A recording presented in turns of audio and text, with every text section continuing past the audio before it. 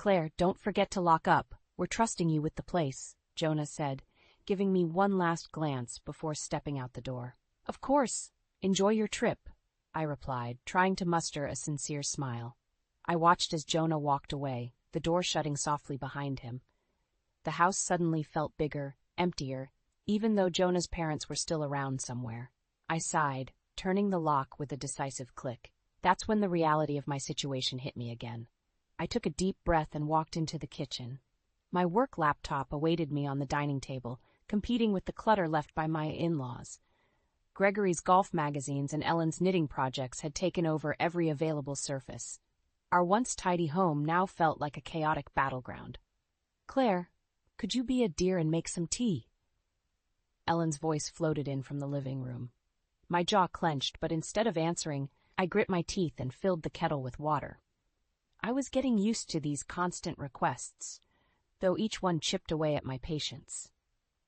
I glanced at the stack of bills accumulating next to my laptop, frustrated that no one else seemed to notice or care. Jonah and I had been happy once, before his parents moved in unannounced.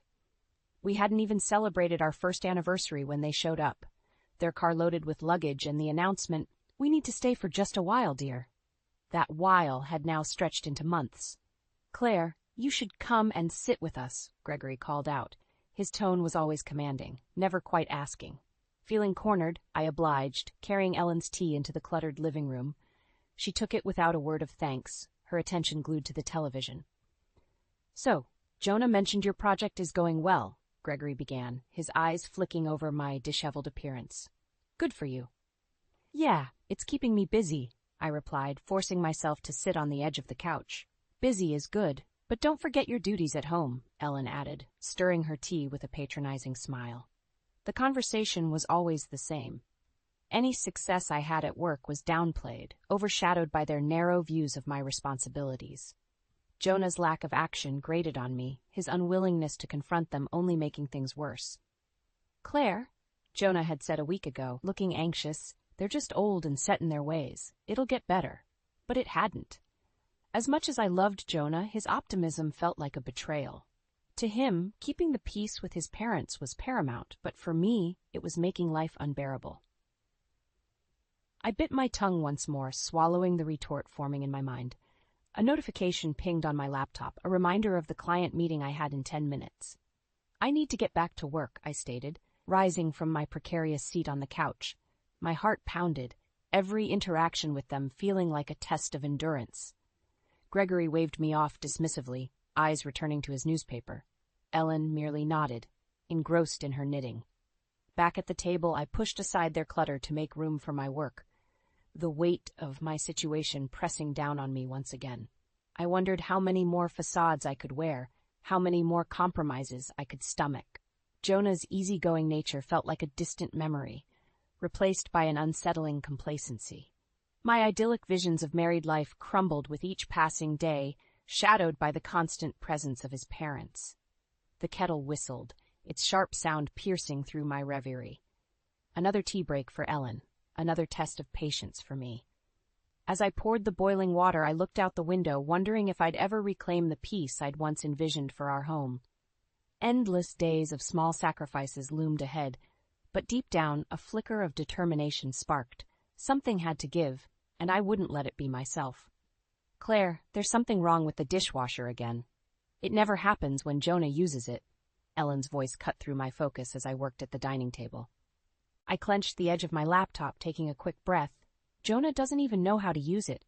He never cleans up. I fired back, trying to keep my voice steady. Ellen's eyes narrowed. That's because he works hard all day, unlike you, who can work from home and still manage to mess things up. I got up and walked to the kitchen, trying to kill the conversation. Ellen trailed behind me, her disapproving presence filling the space. I opened the dishwasher, fiddling with the controls just to do something with my hands. Gregory appeared in the doorway, leaning against the frame with a smug look. You wouldn't have these issues if you just did things right, Claire. My patience was wearing thin. Maybe you two could help out once in a while, I snapped, unable to hold back. Gregory chuckled, the sound grating my nerves. Help? We're guests here. It's your job to make us comfortable. I slammed the dishwasher shut. It was clear nothing I said would matter. Retreating to the dining table, I tried to bury myself in work, but their voices kept pulling me back into the toxic atmosphere. Jonah appeared briefly in the evening, but his presence did little to ease the tension. "Hey, Claire, everything all right?" he asked, looking between me and his parents. "Just peachy," I replied, voice dripping with sarcasm. "Your parents seem to think I'm the maid." Ellen piped up. "We only ask for small favors. Jonah, Claire should be able to handle it." Jonah frowned, glancing at me apologetically. "I'm sorry, Claire. Can we talk about this later?" I pushed my chair back, frustration boiling over. "No, Jonah, we need to talk about this now." But he wilted, his eyes darting back to his parents. "Another time, okay?" he said softly. I walked away, feeling a mixture of anger and despair. Their manipulation and his avoidance were driving a wedge deeper and deeper. Upstairs, I checked my credit card statement on a whim and froze. "Jonah!" I shouted, my voice echoing through the house. He scrambled up the stairs, his parents close behind. "What is it?" he asked, bewildered. "Did you use my credit card?" I demanded, showing him the statement with luxury purchases I never made. Jonah looked blank. "No, I didn't." Gregory stepped forward. "We did. We needed a few things, and we assumed it was fine." "You assumed," I repeated, disbelief lacing my voice. "You charged thousands of dollars without asking?" Ellen's face turned cold. "We're family. What's yours is theirs, too." "No," I said, shaking with fury. "That's not how this works." I threw the credit card on the bed, fighting a scream. Jonah looked helpless, his face pale. "I'll talk to them, Claire. I promise." I backed away, disgusted. "Promises mean nothing if you don't act on them, Jonah," I said, storming out of the room, leaving them to stew in the mess they created. Their voices continued downstairs, but I tuned them out, feeling more isolated than ever. I needed a plan, something to reclaim my life. That's when a burning resolve started to form. Enough was enough. It was high time things changed, and I was going to make sure they did. Days blurred together as I threw myself into work. Projects piled up, deadlines loomed, but I found a strange solace in my tasks. Each design, each client meeting kept me away from the chaos at home. My colleagues noticed my dedication to the job, offering words of encouragement and praise. "Claire," Ryan said, leaning on my cubicle wall, "you're on fire lately. How do you do it?" "It's called survival," I joked, though a part of me meant it. Ryan laughed. "Well, keep it up. Management's noticed. I wouldn't be surprised if there's a promotion in your future." His words lit a small spark of hope. At least one part of my life was under control. Back home, things were as unbearable as ever. Gregory and Ellen's dominance grew stronger by the day. They moved my belongings without asking, filled the house with their things, and hovered over every aspect of my life. It was suffocating. One evening, I came home to find Ellen rearranging my office. "Ellen, what are you doing?" I asked, my voice strained from a long day. "Your space was too cluttered." "I'm organizing it," she replied nonchalantly. My jaw clenched. "I like my things where they were." "Well, it's better this way," she insisted, not bothering to pause. At dinner, the conversation turned acidic. "Claire, maybe you should take cooking classes," Gregory suggested with a smirk. "Your meals could use some improvement." I stared at him, wondering how he could be so condescending. "Maybe you should appreciate the fact that I'm cooking at all." Gregory chuckled, turning to Jonah. "See, son, this is what I mean. A little gratitude goes a long way." Jonah looked uneasy, trapped between us. "Let's just eat," he said, attempting to steer clear of another confrontation. The final straw came when I checked my bank account and found another series of unauthorized transactions. This time, it was for an expensive spa package. I stormed into the living room, holding the bank statement in my hand. "More charges, really?" I yelled. "You spent $1,200 on a spa?" Ellen barely looked up from her knitting. "Relax, Claire. It was just a treat. We needed it." "You needed it? How about asking before using my money?" I spat. Gregory looked up from his newspaper, unfazed. "This isn't all your money, Claire. We're family." "No, this is theft," I countered, my voice shaking with rage. The tension in the room thickened. Jonah stepped in, trying to mediate. "Claire, we'll sort this out, right, Mom? Dad?" Ellen and Gregory shrugged, clearly not taking it seriously. Jonah's attempts to placate me only deepened my feeling of betrayal. I left the room, retreating to my work once again, using it as my only escape. Then the promotion came. Management called me in. offering me a senior graphic designer role. The additional workload meant more time at the office, and I clung to the opportunity like a lifeline. I spent longer hours at work, enjoying the camaraderie of my colleagues and the satisfaction of my achievements. At home, I distanced myself, focusing on my future. The bitterness I felt towards Jonah and his parents grew, fueling my determination to take action. Late one night, as I walked through the empty office, Ryan found me packing up. "Big plans for the weekend? More work," I admitted. "Keeps me sane." He nodded. "If you ever need to talk, you know where to find me." His support gave me a momentary reprieve, but I knew my real battle lay ahead. It was time to reclaim my life, no matter the cost. I started to outline my next steps, every small detail fueling my resolve. I opened the front door to find a note taped to it. "Gone for a week, back soon." It read in Ellen's flowery handwriting. My heart sank and then spiked in anger.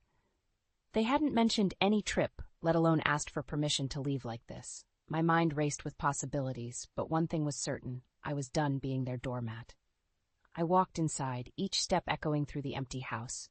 The kitchen was a mess, unwashed dishes piled in the sink, crumbs scattered across the counters. The living room was no better. The TV was left on, magazines were strewn everywhere, and Ellen's knitting needles lay tangled on the coffee table. "Unbelievable," I muttered, grabbing a trash bag. As I worked my way through the house, I spotted my credit card bill on the dining table. My hands trembled as I opened it, each charge feeling like a slap in the face. My eyes widened, seeing several $1,000s spent on their spontaneous trip. I dialed Jonah's number, fury boiling inside me. "Hey, Claire," he answered, sounding oddly relaxed. "Where the hell are you?" I demanded.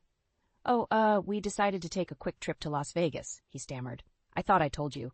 "No, you didn't," I hissed, "and you used my credit card again." "Claire, it's not like that," Jonah tried to explain, but my patience snapped. "You took them on a vacation with my money while I'm here working my tail off?" I shouted. Silence followed on his end, an indication of his usual avoidance strategy. "You know what? Enjoy your trip," I said icily, and hung up. Alone in the house, my rage fueled my next steps. I called a lawyer first thing in the morning. "I need to discuss selling a house," I said, setting an urgent appointment. Next, I contacted a real estate agent. "I want the house on the market immediately." I instructed. "How fast can we move?" "With the current market, pretty quickly," the agent replied. "We'll start the paperwork right away." I spent the next few days stealthily packing my belongings. I didn't want to leave anything to chance. With each box taped up, my resolve strengthened. I also found a small apartment downtown, perfect for a fresh start. The sense of reclaiming control over my life was exhilarating. I walked through each room of the house, making mental notes of what to take and what to leave behind. The thought of selling everything they had taken over was the sweetest form of revenge. Jonah tried calling several times, but I ignored each one. I needed clarity, and his excuses only fogged it up. Every box packed was a step closer to my freedom, and a step farther from the prison my home had become. With everything organized and the house ready for sale, I spent my last night there. It felt surreal, like shedding an old skin. The space was empty, just like the emotional void left by Jonah and his parents. I could almost hear their voices, bossing me around, belittling me. But now, I no longer cared. The deed was done. By the time they returned, they wouldn't recognize the place nor their control over it. With a last look around, I locked the door, stepping out into the cool night air, savoring the first taste of freedom and the sweet scent of impending karma. The door creaked shut behind me as I entered my new apartment, a small, tidy space downtown. My boxes were neatly stacked along the wall, and the sight of them made me feel a deep sense of accomplishment. One by one, I began unpacking, placing my things exactly where I wanted them, this time with no interference. I had arrangements to make. First, I visited my lawyer. "Claire, everything looks in order," she confirmed, flipping through the documents she had prepared. "If you're sure about this, we can push the sale through quickly." "Do it," I replied without hesitation. Next stop was the real estate agent's office. "The house is now listed," she informed me. "I've already had several inquiries." "Great," I said, feeling a spark of satisfaction. "Let's make it happen as fast as possible." As the days passed, I balanced work and my covert operation. By day, I was the diligent graphic designer, throwing myself into my new role. By night, I moved essentials into the apartment, making it feel more like home. The only messages I received from Jonah were attempts to soothe my burning anger, but they went unanswered. One particular evening, I found myself in the office late, a usual occurrence now. Ryan, my colleague, noticed me as he packed up to leave. "Burning the midnight oil again?" he asked, coming to lean on my desk. "Yeah, lots to do," I replied, trying to keep my tone light. "Want to grab a coffee? You look like you could use a break," he offered. "Sure," I agreed, realizing that a bit of normalcy could do me some good. At the cafe, we sipped our drinks in a comfortable silence before Ryan broke it. "Something's been bugging you," he said, more of a statement than a question. I sighed, deciding if I should burden him with my mess. "It's complicated at home," I finally admitted. "If you ever need help, I'm here," he said, his sincerity touching me in ways Jonah's evasions never did. "Thanks, Ryan," I said softly, appreciating the gesture more than he knew. The next morning, I received a call from my real estate agent. "Claire, we have a buyer," she announced. "They're offering more than the asking price and want to close quickly." "Let's do it," I said, feeling elated. The final pieces were falling into place. With the sale nearly complete, I returned to my apartment, envisioning the look on Jonah and his parents' faces when they returned. They wouldn't know what hit them. The last detail involved formalizing the divorce. I made sure the papers were prepared and ready for when they returned. My plan was airtight, each step meticulously thought out and executed. Packing the last of my belongings from the house, I felt a strange sense of peace. I had no regrets. They had pushed me to this point, and now they would face the consequences. I locked the door one final time, leaving the key under the mat with a note. "We're done." I stepped away, my new life awaiting me. The control I had fought so hard to reclaim was finally mine, and as I walked towards my future, the weight lifted from my shoulders and was replaced by a renewed strength. I stood by the window of my new apartment, watching the minute hand on the clock crawl. Any moment now they'd come back from their trip. I could almost picture their confused faces when they found themselves locked out. It wasn't long before my phone buzzed. It was Jonah. I let it ring twice before picking up. "What's happening here? We can't get into the house," he yelled, his voice frantic. "I sold it," I said calmly. There was silence on the other end of the line. "You? What?" Jonah finally spluttered. "I sold the house. It's done," I repeated, feeling a strange sense of relief wash over me. "You can't do that. This is our home." Ellen's voice shrieked in the background. "No," I replied, my voice cold as steel. "It was my home. You've been nothing but uninvited guests." Jonah was silent, too stunned to respond. Ellen grabbed the phone from him. "We'll see about this, Claire. We'll get a lawyer. You'll regret this," she threatened. "Do whatever you feel you need to," I said, unbothered. "But the paperwork is ironclad. You'll find no loopholes." On the other end, I could hear Gregory cursing. "This isn't over, Claire," he snarled before the call dropped. I sighed, placing my phone on the counter. I glanced around my new apartment, feeling the first threads of true peace. The next morning I stood by my lawyer's office, ready for the storm. Jonah, Ellen, and Gregory arrived, their faces a mixture of fury and desperation. I stepped outside to meet them. "Claire, let's be reasonable," Jonah started, his voice wavering. "We can work this out." "We tried," I countered. "You chose them over our marriage time and time again. This is the result." Ellen stepped forward, her eyes blazing. "We took you in, treated you like family."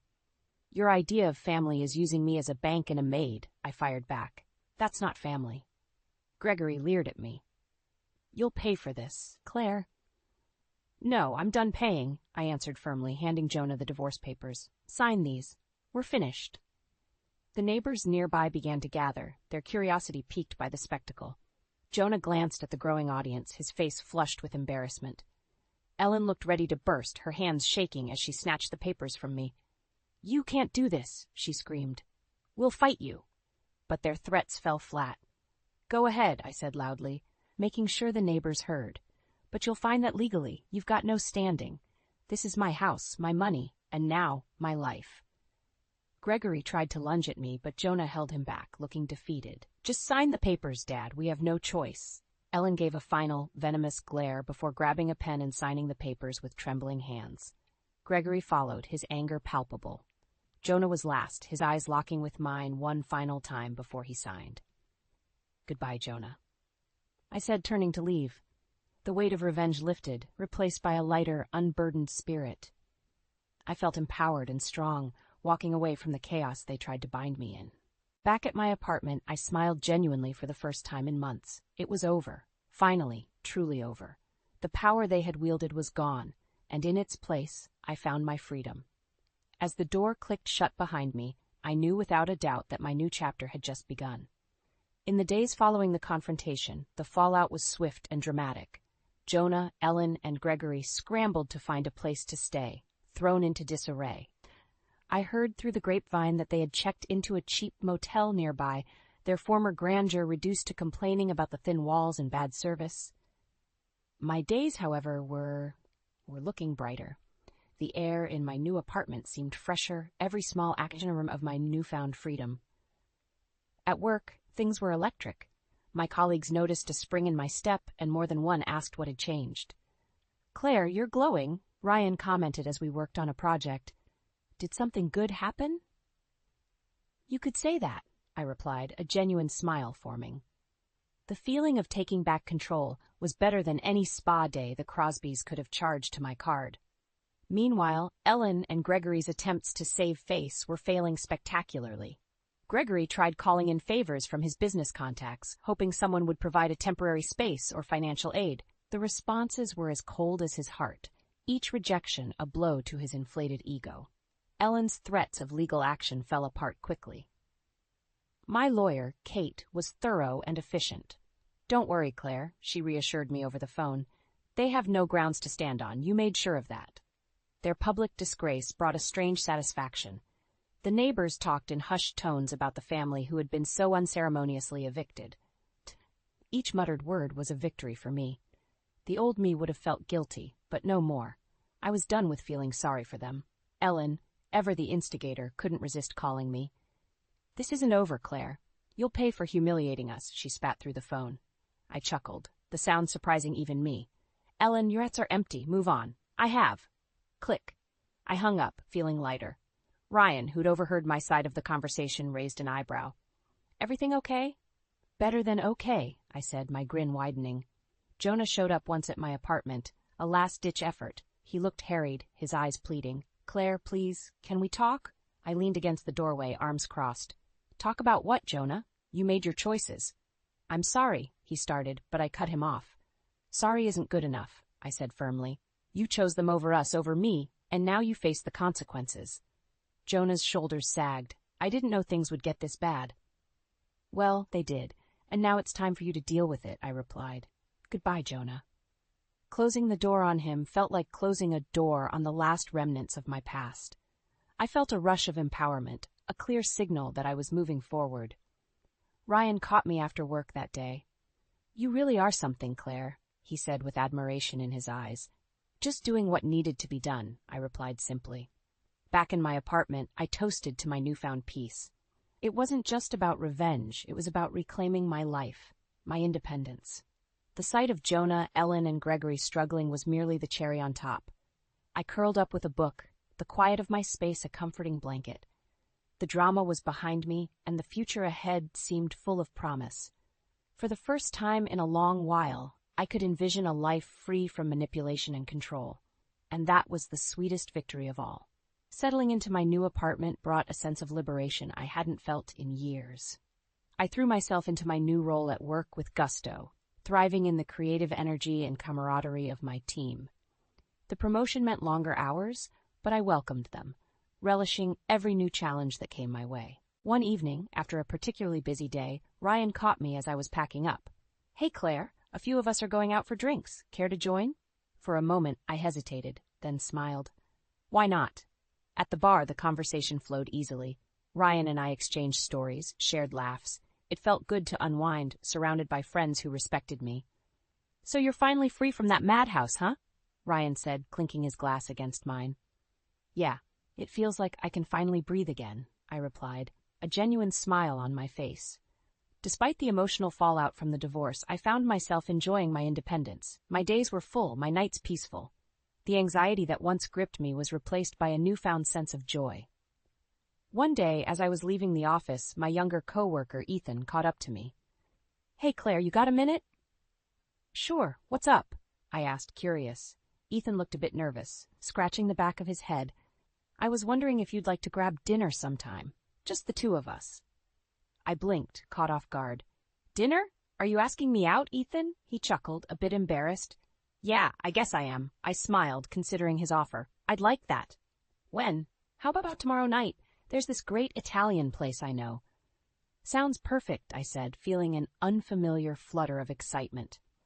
The next evening, we met at the cozy Italian restaurant.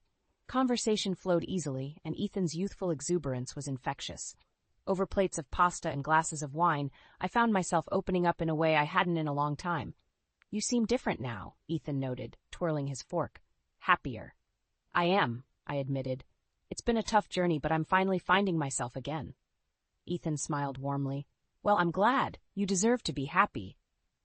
As the evening drew to a close, we walked back to my apartment. Ethan hesitated at the door, looking as if he wanted to say something. "Thank you for tonight," I said, breaking the silence. "I had a great time." "Me too," Ethan replied, leaning in for a quick, shy kiss on the cheek. "Good night, Claire." "Good night, Ethan," I said, closing the door and feeling a warmth spread through me. Inside, I sat down with a content sigh. Life was starting to unfold in ways I never imagined. The past was behind me, and a future full of possibilities lay ahead. Over the next few weeks, Ethan and I spent more time together. We explored the city, shared meals, and laughed late into the night. It was refreshing to be with someone who appreciated me for who I was, without any hidden agendas or manipulations. With each passing day, I realized how strong I had become. No more compromises, no more living under someone else's thumb. This was my life, and I was determined to live it on my own terms. One evening, as I sat in my apartment, the city lights twinkling outside my window, I felt a profound sense of peace. The chaos and drama of the past were behind me, replaced by a calm, steady happiness. This was my new chapter, a fresh start. And for the first time in a long while, I felt optimistic about the future, confident that I could handle whatever came my way.